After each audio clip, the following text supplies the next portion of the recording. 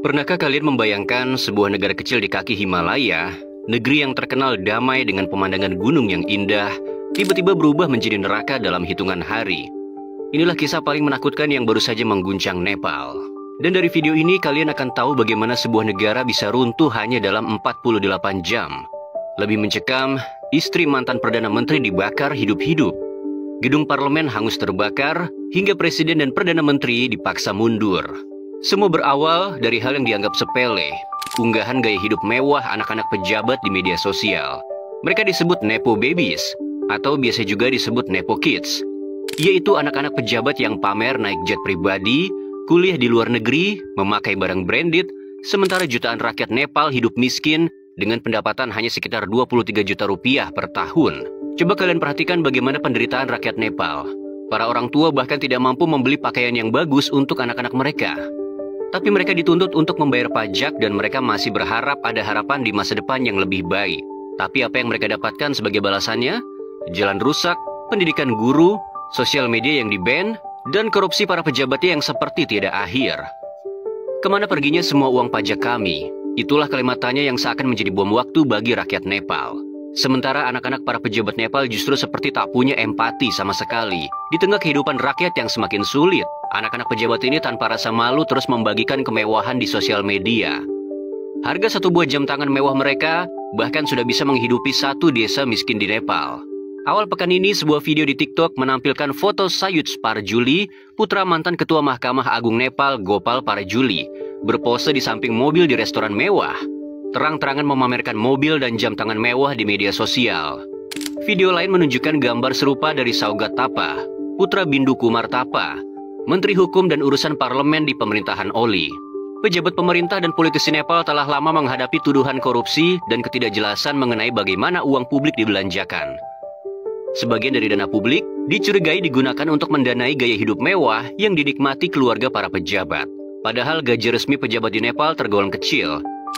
Beberapa video di platform media sosial seperti TikTok dan Instagram menunjukkan kerabat pejabat pemerintah dan menterinya bepergian atau berpose di samping mobil mahal.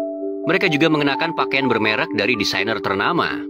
Bagi generasi muda Nepal, fenomena ini adalah bukti betapa jauhnya jurang antara si kaya penguasa dan si miskin rakyat jelata. Kemarahan pun meledak. Media sosial dipenuhi sindiran, meme, dan kecaman terhadap anak-anak pejabat. Tapi apa yang dilakukan pemerintah Nepal? Alih-alih mendengar aspirasi rakyatnya, Perdana Menteri Sharma Oli justru mengancam ingin memblokir semua media sosial. Baik itu Facebook, TikTok, Instagram, YouTube, bahkan X. Sebuah kebijakan yang seperti menantang, merendahkan, bahkan menginjak harga diri rakyatnya sendiri. Dan disinilah api kemarahan rakyat Nepal benar-benar menyala. Generasi muda Nepal yang disebut Gen Z pun protes dan kompak turun ke jalan. Mereka merasa bukan hanya ditindas secara ekonomi, tapi juga dibungkam suaranya. Bayangkan saja kehidupan rakyat makin susah, korupsi para pejabat seakan tak menemui kata akhir. Dan para anak pejabat itu pun semakin menjadi-jadi menunjukkan kemewahan mereka. Di saat yang sama, suara dan keluhan mereka justru ingin dibungkam dengan cara memblokir sosial media. Rakyat mana yang tak sakit hati jika diperlakukan semena-mena semacam ini? Dan gelombang ajakan untuk turun ke jalan pun tak lagi terbendung. Awalnya demonstrasi ini damai. Ribuan mahasiswa memenuhi jalan-jalan Kathmandu, membawa poster dan meneriakan yel-yel anti korupsi. Tak sedikit kita temukan para demonstran juga membawa bendera One Piece, mirip yang dilakukan oleh para demonstran di Indonesia. Dan konon katanya, Indonesia jadi salah satu inspirasi bagi rakyat Nepal untuk melakukan aksi besar-besaran atas ketidakadilan itu. Namun pemerintah Nepal justru salah langkah. Polisi Nepal melepaskan tembakan peluru tajam ke arah kerumunan, dengan dalih menjaga keamanan dan ketertiban. Hasilnya, puluhan nyawa melayang, ratusan luka-luka.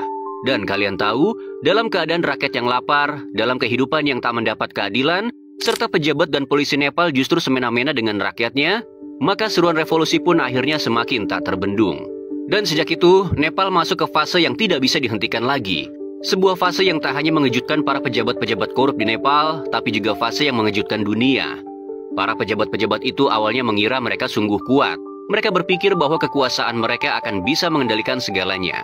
Dan rakyat Nepal hanya dianggap sampah, tak berarti suaranya, tak perlu dipedulikan rasa laparnya, dan tak ada kewajiban untuk didengar. Maka tanggal 8 hingga 10 September 2025 menjadi hari paling kelam dalam sejarah Nepal modern, benar-benar mencekam.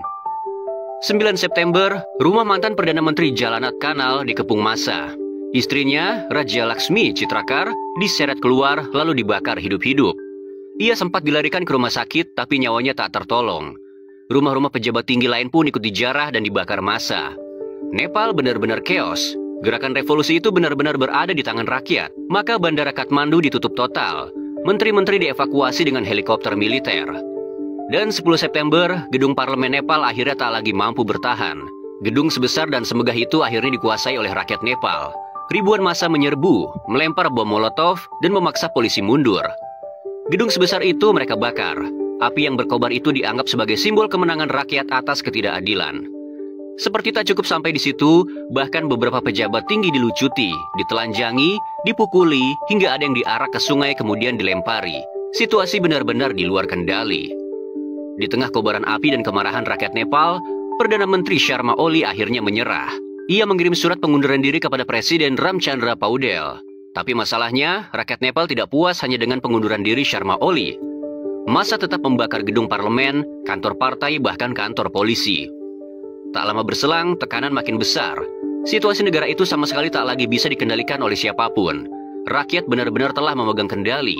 Hingga akhirnya dalam keadaan terdesak, Presiden Paudel pun ikut mundur. Dan Nepal menjadi negara tanpa pemimpin hanya dalam waktu 48 jam.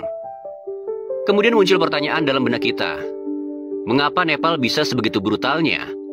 Kalau kita melihat lebih dalam, tragedi Nepal ini bukan hanya soal pemblokiran media sosial. Sebenarnya pemblokiran dan pembungkaman itu hanyalah pemantik. Akar masalahnya jauh lebih dalam. Apa yang terjadi hari ini adalah akumulasi dari kemarahan dan rasa sakit hati dari rakyat Nepal atas perlakuan semena-mena para pejabatnya. Bagaimana tidak, Nepal itu seperti telah digerogoti oleh penyakit kronis, yakni korupsi yang sistematik, nepotisme yang terang-terangan, jurang si kaya dan si miskin yang kian melebar, dan pengangguran pemuda yang mencapai 32%.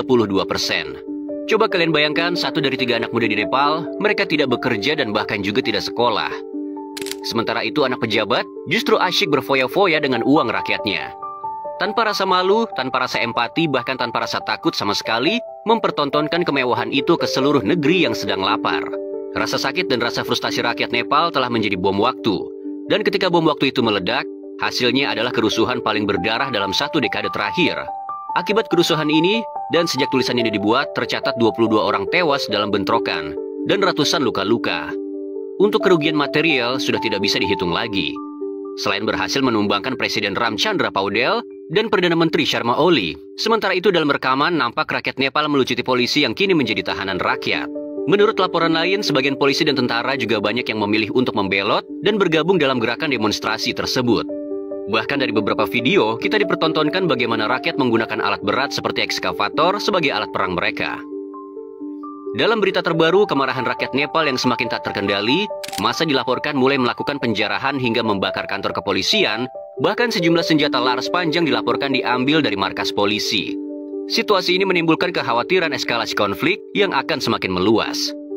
Eskalasi kerusuhan itu semakin tak terkendali. Selain melampiaskan kemarahan dan kekesalannya dengan membakar dan merusak gedung-gedung pemerintahan, serta beberapa pejabat juga terluka akibat kekerasan pendemo yang kesal dengan politik korupsi. Toko dan kios di beberapa wilayah juga menjadi objek penjarahan. India dan beberapa negara tetangga pun dengan cepat mengevakuasi warganya dari Nepal. Ekonomi Nepal benar-benar lumpuh, penerbangan internasional dibatalkan, seolah-olah berhenti beroperasi, dan bisnis pun lumpuh total. Bahkan beberapa analis menyebut bahwa Nepal sedang menuju kekosongan kekuasaan yang bisa diisi oleh militer. Jika itu terjadi, Nepal bisa masuk ke babak baru, yakni pemerintahan darurat militer. Kemudian pertanyaan besar muncul, apakah ini bentuk perjuangan Gen Z Nepal untuk perubahan, atau justru aksi brutal yang membuat negara mereka semakin lemah di mata dunia? Apakah demo ini murni suara rakyat yang marah, atau ada kekuatan asing yang ikut meniup bara? Karena faktanya, pola kerusuhan di Nepal mirip dengan demo di Bangladesh beberapa waktu lalu. Bahkan ada yang menyebut mirip dengan revolusi di negara-negara lain. Nepal yang dulu dikenal dengan kedamaian Himalaya, kini dikenal dengan api yang melahap parlemen. Dan ada sebuah pesan paling berharga dari apa yang terjadi di Nepal hari ini, bahwa ternyata sebuah negara bisa jatuh dan luluh lantak bukan hanya karena serangan dari luar, tapi karena korupsi, kesenjangan, dan ketidakadilan dari dalam. Dan pada akhirnya, apa yang terjadi di Nepal adalah sebuah alarm keras bagi kita semua. Nepal hanyalah satu contoh nyata bagaimana sebuah bangsa yang dibiarkan terus dipimpin oleh keserakahan, korupsi, dan ketidakadilan pada akhirnya akan runtuh bukan oleh serangan musuh dari luar, melainkan oleh bara amarah rakyatnya sendiri. Disclaimer, kita tak pernah membenarkan kengerian dan kekerasan yang terjadi di Nepal. Tapi hari ini, dunia menyaksikan bagaimana generasi muda Nepal yang selama ini hanya dianggap sebagai anak-anak kecil yang tak punya suara, justru menjelma menjadi kekuatan paling menakutkan. Mereka yang dulu diabaikan, kini berdiri di garda terdepan. Mereka yang suaranya ingin dibungkam, kini justru menjadi gelombang revolusi yang tidak bisa dihentikan. Ingatlah baik-baik, sebuah negara tidak akan pernah jatuh hanya karena gempa, badai, atau bahkan peperangan. Tetapi sebuah negara akan hancur ketika kepercayaan rakyatnya kepada pemimpin sudah sirna. Dan ketika itu terjadi, maka istana sebesar apapun, pasukan sekuat apapun, dan parlemen semegah apapun tak lagi berarti apa-apa. Nepal memberi kita satu pesan yang begitu jelas. Jangan pernah meremehkan suara rakyat. Karena ketika suara itu bersatu, ia bisa mengguncang singgasana kekuasaan, menjungkir balikan struktur negara, bahkan membakar habis simbol-simbol yang selama ini dianggap tak tersentuh. Hari ini api yang menyala di Kathmandu bukan sekedar api kebencian, tapi api yang menegaskan kepada dunia bahwa generasi muda tidak akan lagi diam melihat bangsanya diinjak-injak. Bahwa ketika kesenjangan, korupsi dan keserakahan dibiarkan tumbuh tanpa batas, maka yang lahir bukan lagi bangsa, melainkan medan kengerian. Dan mungkin hanya waktu yang bisa menjawab, apakah Nepal akan bangkit kembali dari puing-puingnya, atau justru terjerumus semakin dalam menuju kehancuran. Namun satu hal yang pasti, tragedi ini telah meninggalkan luka, sekaligus pelajaran berharga bagi semua bangsa di dunia. Jangan pernah menantang kesabaran rakyat. Cepatlah pulih Nepal.